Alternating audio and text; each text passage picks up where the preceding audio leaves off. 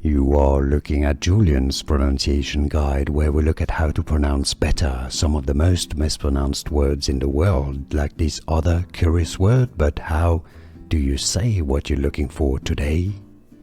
Let's learn how to pronounce those two words. They have a very different meaning and quite a different pronunciation as well, but many people get confused by them. So let's clear things up once and for all and learn their correct pronunciation. The top word is pronounced in English hat. It's an A sound, very open. Hat. Hat is what you put on your head, a hat. The bottom word is hate. Hate. When you hate somebody, you feel intense dislike for something. Hate. So, let's listen carefully again. Hat, hate.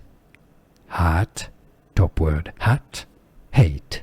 Can you hear the difference? Was this any useful? Let me know in the comments. Here are more videos on how to pronounce more confusing words and names too many mispronounced. Like this video if you found it useful. I appreciate your support. I'll see you soon and thanks for watching.